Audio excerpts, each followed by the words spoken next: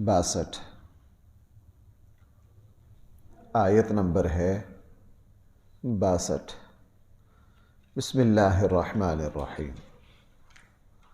अल्हम्दुलिल्लाहि रब्बिल आलमीन वस्सलातु वस्सलामु अला सय्यिदिल अंबिया'i वल मुरसलीन व अला आलिहि व अस्हाबिहि अजमईन। अम्मा बअदु फ़अऊज़ु बिल्लाहि मिनश शैतानिर रजीम। बिस्मिल्लाहिर रहमानिर रहीम।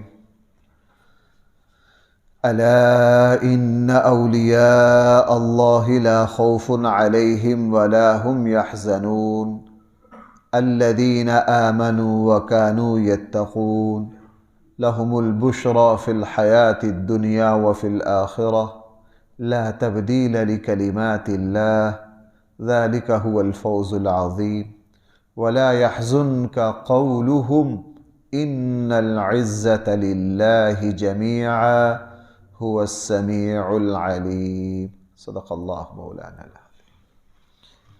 अला, लोगों अच्छी तरह सुन लो, समझ लो। इन्ना औलिया अल्लाह, अल्लाह के वली, अल्लाह के दोस्त, ला खौफुन अलैहिम, उन पर ना कोई खौफ होगा, वला हुम यहज़नून, ना वो किसी माजी के वाक़या की वजह से गमज़दा होंगे। ये कौन है जी? अल्लज़ीना आमनू, जो लोग ईमान लाए, व कानू यत्तक़ून, और परहेज़गारी की ज़िंदगी इख्तियार की। लहुमुल बुश्रा, इनके लिए खुशखबरी है। फ़िल हयातिद दुनिया, दुनिया की ज़िंदगी में भी, व फ़िल आखिरा, और आखिरत की ज़िंदगी में भी। ला तब्दील लिकलिमातिल्लाह, अल्लाह के फ़ैसलों को कोई तब्दील नहीं कर सकता। ज़ालिका हुवल फ़ौज़ुल अज़ीम, ये बहुत बड़ी कामयाबी है। वला यहज़ुनका क़ौलुहुम, आपको इन काफिरों की बातें गमज़दा ना कर दें। क्यों? इन्नल इज़्ज़ता लिल्लाहि जमीआ, सारी की सारी इज़्ज़त और फजीलत तो अल्लाह के लिए है, और आप अल्लाह के रसूल हैं, आपको क्या परेशानी है। हुवस समीउल अलीम, और अल्लाह आपकी हर बात को सुन भी रहा है। अलीम, और अल्लाह ताला आपके हर काम को, हर अमल को जान भी रहा है। मैंने पिछले दरस में अर्ज़ किया था, ये क़ुरआन की वो आयतें हैं जो तकरीबन हर मुसलमान को आती हैं, लेकिन इनके बारे में बहुत गलत फहमी पाई जाती। एक तबका वो है जो समझता है कि मैं एक इस्तिलाह बोला करता हूँ कि ये आयात हमारे नाम रजिस्टर्ड है। हमने कुरान की बहुत सारी आयतों को अपने अपने पसंद के एतबार से लोगों ने रजिस्टर्ड करवा रखा है कि ये फजीलत सिर्फ हमारे लिए है, बाकी किसी और के लिए नहीं है। तो एक तबका वो समझता है, इसलिए आप इस तबके के जगहों पर जाइए, वहाँ यही आयात आपको कंधा मिलेंगी कि जी अला इन्ना औलिया अल्लाह ला खौफुन, वो नमाजों में भी इन्हीं को पढ़ेंगे, हर जगह इन्हीं का जिक्र। और मुझ जैसे और आप जैसे और आम जो लोग हैं, हम ये समझते हैं कि ये आयात हमारे बारे में नहीं है, हम ये दर्जा हासिल कर नहीं सकते, ये तो बड़े बड़े नेक लोगों का काम है, हम अल्लाह के वली कहाँ से हो सकते। हालांकि इन आयात में अल्लाह का वली होना जिस मुसलमान को कहा गया है वो हर कोई बन सकता है। भाई मैं क्या बात अर्ज कर रहा हूं, वो हर कोई बन सकता है, हर मुसलमान के लिए आयात है। बस थोड़ा सा हम अपनी समझ को ठीक कर लें। इतना आप जानते हैं कि अल्लाह के वली किसे कहा जाता है। सही बुखारी की वो जो रिवायत है कि मन आज़न अली वलियन, जिसने किसी मेरे वली को, मेरे दोस्त को दुख दिया तो मैं उससे क्या कर रहा हूं, ऐलाने जंग कर रहा हूं। इसमें तो कोई शक नहीं, अल्लाह के वलियों का बहुत बड़ा ऊंचा मकाम है, लेकिन वली कहते किसको है। जब हम ये मियार समझ लेंगे तो उससे सारी बात समझ आ जाएगी। यहां कुरान करीम ने इरशाद फरमाया था कि अल्लाह के वली बनने के लिए दो बातें जरूरी हैं, ईमान और भाई दूसरा तकवा। ایمان میں ساری ایمانیات آ گئی. اللہ کی ذات و صفات کو ماننا، رسول اللہ صلی اللہ علیہ وسلم پر کامل اور مکمل ایمان لانا، قرآن کریم پر کامل اور مکمل ایمان لانا، مرنے کے بعد کی زندگی اور قیامت پر 100% ایمان لانا، اور اس بات کا پختہ یقین ہونا کہ میں جو کچھ کر رہا ہوں مجھے اپنی زندگی کی ہر بات اور ہر عمل کا حساب بھائی کس ذات کو دینا ہے؟ اللہ کو دینا. اور بھی ایمانیات ہیں. اپنے جس کا ایمان کامل ہو، مضبوط ہو، پہلی شرط.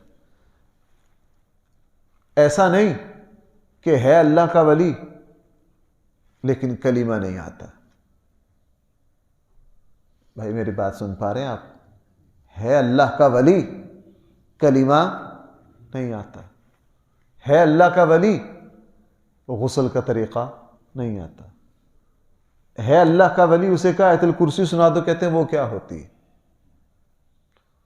وہ کیا ہوتی ہے؟ ہمارے بر صغیر میں چونکہ اللہ کے نیک بندوں نے اسلام کی بڑی خدمت کی تھی، اسلام کی بڑی. یہ کون ہے جی؟ یہ مجدد الفسانی ہیں. یہ کون ہے جی؟ یہ لاہور کے حضرت علی حجویری ہیں. یہ کون ہے جی؟ یہ صابر ملتانی ہیں. یہ سارے اللہ کے نیک بندے تھے، یہ اللہ کے ولی تھے، اس میں کوئی شک نہیں. انہوں نے اپنے زمانے میں بہت اسلام کی اور دین کی خدمت کی. اس کے بعد جا کے ان کی ناموں کو کاروبار کا ذریعہ بنا دیا گیا.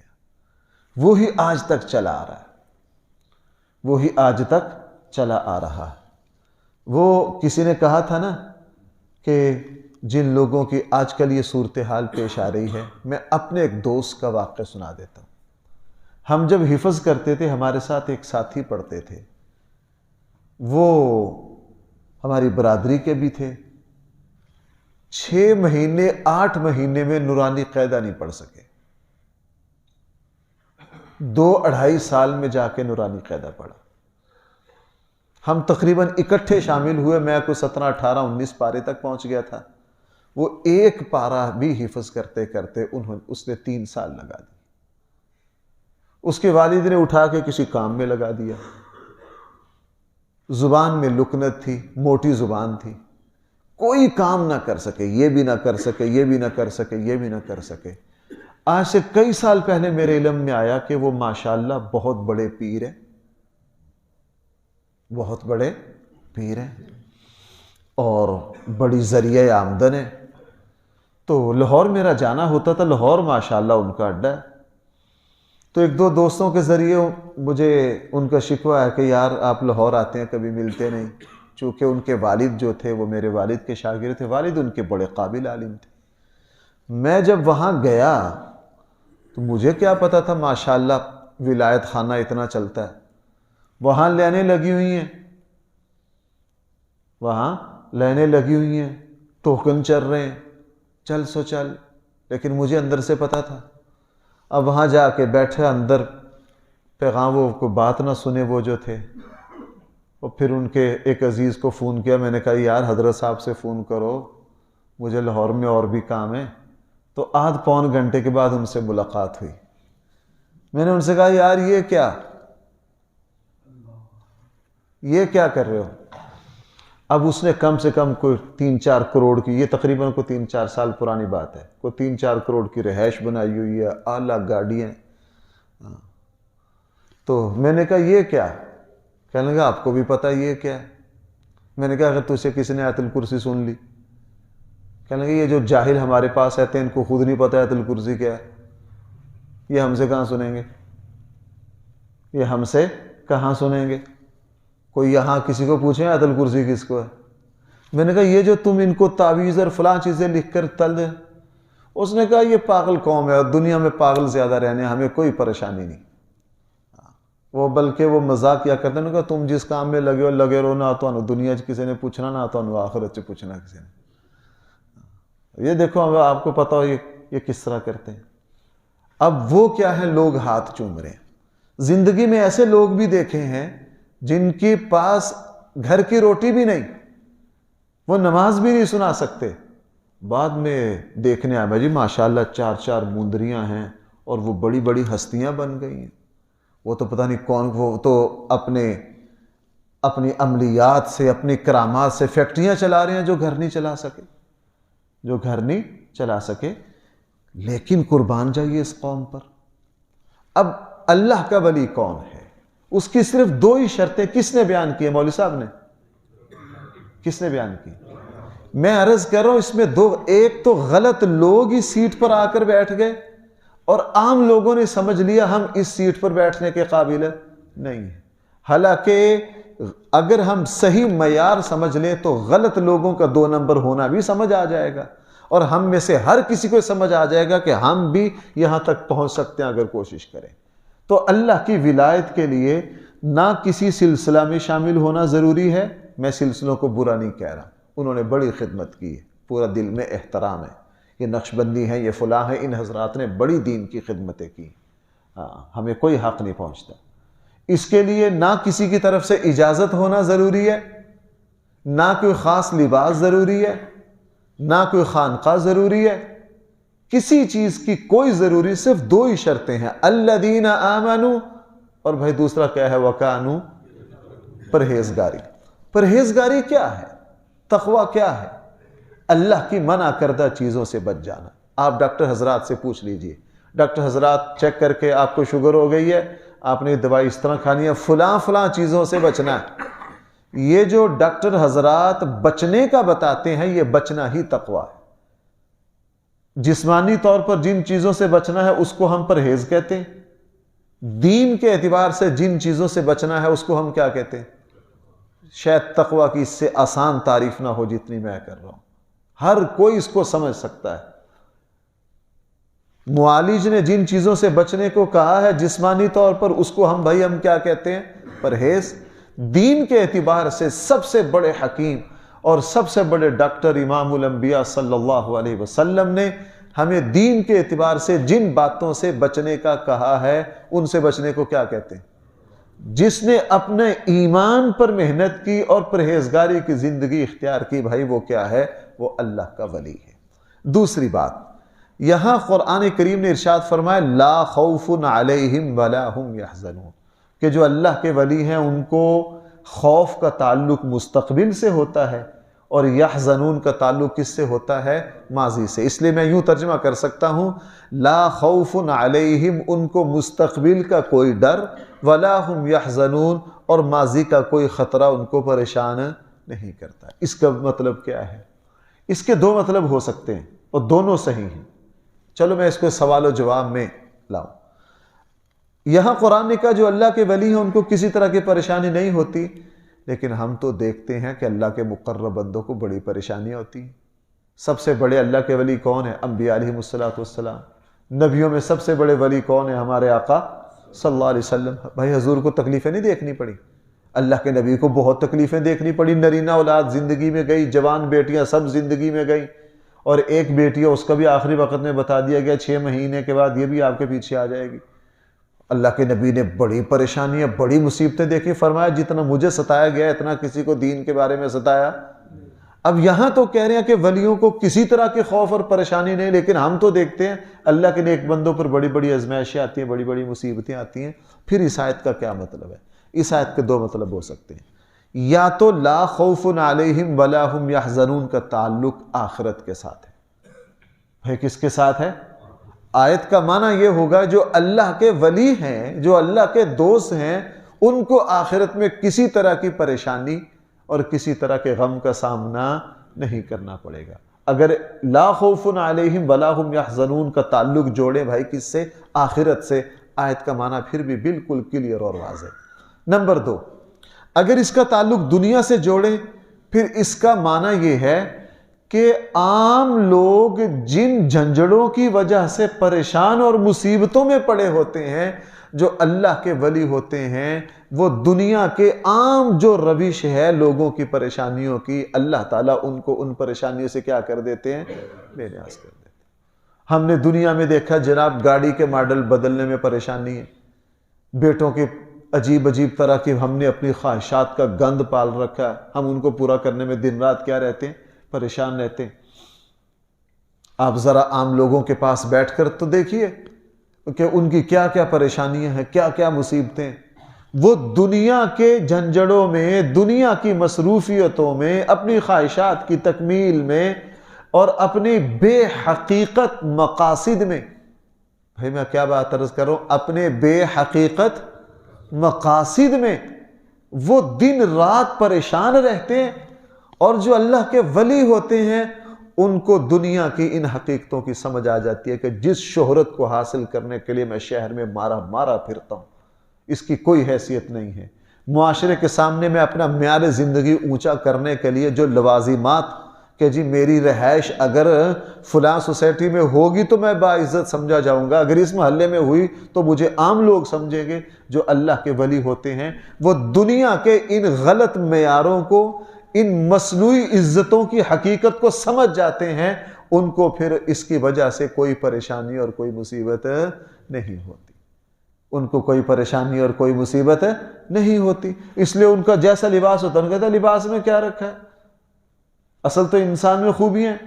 وہ اگر غریب کے ساتھ بیٹھے ان کو کہتے ہیں بھئی غریب کے ساتھ بیٹھنے میں کیا حرج ہے، بلکہ غریب کے ساتھ بیٹھنے میں اللہ عزت بڑھاتے ہیں، بلکہ اللہ کیا کرتے ہیں، عزت بڑھاتے ہیں. مجھے خود ایک مرتبہ اتفاق ہوا، بہت سال پرانی، میرے ایک دوست وہ سیاسی لائن میں، گاڑیاں اس کے پاس اچھی ہیں، ایک جگہ جانا تھا، انہی کا کوئی کام تھا، مجھے چھوٹی گاڑی میں لے گئے. وہاں اچانک کسی بڑی شخصیت سے آمنا سامنا ہوا تو اس نے بڑی عقل ہوشیاری سے نظر بچا. میں نے کہا تجھے کیا ہو گیا، مجھے سمجھنا ہے کہ بھائی تم یہاں سے بھاگے کیوں ہو اتنی جلدی. تو اس کی زبان سے نکل گیا مفتی صاحب ساڑی لینے میں دیے، میں ذرا چھوٹی گاڑی چاہنا. مجھے اتنی حیرت ہوئی، میں کہ چھوٹی گاڑی میں ہوگا تو پھر کیا، چھوٹی گاڑی میں پھر کیا. وہ کہتے ہو میرا لباس تھوڑا سا ہلکا، میں اس لباس میں. یہ ہیں ہماری زندگی کے بیہودہ اور فضول معیار جنہوں نے ہماری زندگی کی مشکلات کو بڑھا دیا. بھائی جنہوں نے اپنی زندگی کی مشکلات کو کیا کر دیا، بڑھا دیا ہے. وہ کچھ سال پہلے ایک دوست یہاں وہ کھال کی ٹوپی جو بڑی اسپیشل ہوتی ہے خطیبوں والی وہ بنا کر لیا، کہنے کہ آپ جہاں جاتے ہیں اس طرح کی پاگلوں والی ٹوپی لے کے چلے جاتے ہیں تو آپ یہ جنا کیپ پہن کے جایا کریں. میں نے کہا جناب ہمیں اس طرح کی ٹوپیوں کی کوئی ضرورت ہے، ہم نے کون سا کوئی ڈرامے بازی کرنی ہے. آج آپ ٹوپی لے، کل آپ مجھے کہو گے کھونڈی بھی رکھا کرو، پرسوں کہا کرو گے شیروانی بھی رکھا کرو، اور اس سے آگے کہا کرو کہ ماشاءاللہ جی آپ کے بٹن بھی اس طرح کے ہونے چاہیے. میں نے کہا یہ اللہ کے نیک بندوں کی ایسی کوئی چیز ہے. میں نے آپ کو بڑی مرتبہ سنا شیخ سعدی کا وہ جو دعوت کی تھی بادشاہ نے، بھائی یاد آ گیا کہ نہیں؟ تو شیخ سعدی کو جانے نہیں دیا تھا، دھکے مار کے انہوں نے کیا کیا تھا، انہوں نے کہا جا تو جیسے ملنگ بندے کا کہاں. شیخ سعدی کو چڑھا غصہ، شہر آئے، وہاں سے کرائے پر لیا سارا شیروانی لباس اور مقفع مسجع جو اس زمانے کا وہ تھا سارا کچھ کر کے گئے. تو بڑا عزت دی، بادشاہ بھی کھڑا ہو کے ملا، بادشاہ کے جگہ ملی. جب کھانا آیا تو شیخ سعدی نے کیا کیا، اپنی وہ جو شیروانی تھی اس کو اکٹھا کیا اور سالن کو اس کے اندر ڈبو دیا. سب نے کہا اچھا ان کو کیوں ہو گئے، یہ تو اتنے بڑے دانشور ہیں. حضرت کیا ہو گیا، آپ نے سارے یہ کیا کر رہے ہیں؟ کہنے لگا بھائی جن کی روٹی ہے، جن کی دعوت ہے وہی کھائیں. کپڑوں کی دعوت ہے، میں تو پہلے بھی آیا تھا مجھے کسی نے گھسنے نہیں دیا، اب نئے کپڑے پہن کے آگے اب کیا ہو گیا. تو جن کی کپڑوں کی دعوت ہے، کپڑوں کی وجہ سے عزت ملی ہے، پھر یہی کھائیں کھانا میں کیوں کھاؤں. اس لیے بھائی بات یہاں سے چلی تھی، لا خوف علیہم ولا ہم یحزنون. ان کو کسی طرح کا غم اور کسی طرح کی پریشانی، تو اس کے دو مطلب ہو سکتے ہیں. آخرت کے اعتبار سے اللہ کے ولیوں کو کوئی پریشانی نہیں ہوگی، یا زمین پر دنیا میں لوگوں نے جو اپنی مصیبتیں پال رکھی ہیں، جو اللہ کے ولی ہوتے ہیں ان کو اس دنیا کی حقیقت کیا. چلو ایک بات سنائی دوں آپ کو. ایک شاہ عبد القادر جیلانی رحمہ اللہ کی خانقاہ میں ایک تاجر آتے اس علاقے بغداد میں، تو وہ رہا کرتے تھے حضرت کی خانقاہ میں. ایک مرتبہ آئے تو بڑے پریشان تھے. حضرت نے پوچھا یار اس مرتبہ پریشان ہو، کیا بات ہے؟ اس نے کہا جی میں بادشاہ کے لیے ایک ریشمی کپڑا لاتا ہوں بڑی محنت سے، ہر سال بادشاہ خریدتے ہیں، اس سے میرا پورے سال کا کام چل جاتا ہے. لیکن اس مرتبہ بادشاہ نے کہا ہے کہ بجٹ میں گنجائش نہیں ہے، میں آپ سے خرید نہیں سکتا، میری تو پورے سال کی پچھلی محنت گئی اور اگلے پورے سال میں بھوکا مروں گا، میں تو بادشاہ کے لیے. تو حضرت نے فرمایا پریشان کیا ہوتے ہو، لاؤ میرے پاس کدھر ہے، کتنے کا؟ کہنے لگا جی یہ تو اتنے کا، بادشاہ نہیں خرید سکا. حضرت نے فرمایا بھائی ان خادم کو کہا ان کو پیسے دے دو، کپڑا خرید لو. سارے لوگ حیران ہو گئے کہ اچھا اتنے پیسے ہیں. لوگوں کی ہم مولویوں کے پیسوں پر بھی اچھی خاصی نظر ہوتی ہے کہ اچھا اتنے پیسے ہیں، خرید لیا۔ اب جب خرید لیا تو بات پھیلتے پھیلتے سارے بغداد میں پھیل گئی کہ جناب بادشاہ جو کپڑا نہیں خرید سکا تو شاہ عبد القادر جیلانی رحمہ اللہ نے کیا کر لیا؟ خرید لیا۔ تو بادشاہ تک بھی بات پہنچ گئی۔ بادشاہ کو بہت غصہ آیا، بادشاہ اس فقیر کے پاس اتنا پیسہ ہے۔ اس نے سی آئی ڈی والے ساتھ لگائے۔ اتفاق کی بات ہے سی آئی ڈی کے جس بندے کی ڈیوٹی لگی نا وہ بھی کوئی نیک آدمی، اسے کہا اندر جا کے چیک کرو، 2-4 دن خانقاہ میں بھیس بدل کے جاؤ، اللہ اللہ کرو، جا کے مریدوں کے ساتھ بیٹھو، معلومات لو ان کے پاس کتنا خزانہ ہے۔ وہ آیا، 10-15 دن رہا، دیکھتا رہا خزانہ۔ اتفاق سے اللہ جب کسی پر کوئی حقیقت کھولے، اتفاق سے ایک دن خادم وہی کپڑا لائے۔ حضرت نے کہا تھا میرا جبہ بنا دو، اس کا میرا جبہ بنا دو۔ تو خادم آئے کہ جی درزی آیا ہے، یہ کپڑا تھوڑا سا چھوٹا ہے، تھوڑا سا کم ہے، اس کا اپنا جبہ بن نہیں سکتا، اس طرح کا مزید کپڑا اور چاہیے۔ تو حضرت نے فرمایا بھائی وہ تاجر تو چلا گیا، وہ تو سال کے بعد آئے گا، پھر کیا کریں؟ درزی کو بلایا، درزی کو کہا یار اس کے ساتھ کوئی کھدر کا لے کے اس کا پیوند ساتھ لگا دو۔ اس نے کہا جی یہ شاہی لباس ہے، اس کے ساتھ کھدر لگا دو، اس کے ساتھ کیا لگا دوں؟ کھدر لگا دو۔ اس نے کہا بھئی میرے نزدیک تو اس کی حیثیت بھی کھدر والی ہے، میرے نزدیک تو اس کی کوئی حیثیت نہیں ہے، اگر یہ کم پڑ گیا ہے کپڑا تو ساتھ کون سا لگا دو؟ کھدر کا سیدھا سادہ لگا دو۔ اگلے دن وہ لگا کے لے آیا۔ اب وہ عجیب ڈرامہ ہو گیا، ادھر سے باقی کپڑا بہت شاہی اور مثالی اور ساتھ کیا؟ کھدر۔ حضرت نے پہن لیا اور مریدوں سے کہا لوگوں میری بات کو سمجھو، اس جو شاہی لباس میں نے پہنا ہے، میں تمہارے سامنے قسم کھاتا ہوں کہ اس ریشم اور یہ جو آگے والا ہے میری نظر میں اس کی کوئی وقت نہیں ہے، دونوں مٹی کا ڈھیر ہے۔ دونوں کیا ہیں؟ مٹی کا ڈھیر ہے۔ سی آئی ڈی کا سسٹم جو تھا وہ پوری چیز ریکارڈنگ کر رہا تھا۔ وہ بندہ گیا جو معلومات لینے آیا تھا، اس نے بادشاہ کو ایک بات کہی، جا کے کہا بادشاہ جی باقی بات تو چھوڑیے، پیسے کتنے ہیں، پورا واقعہ سنایا۔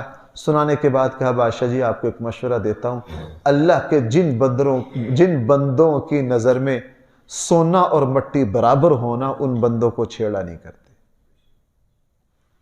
ان کو چھیڑا۔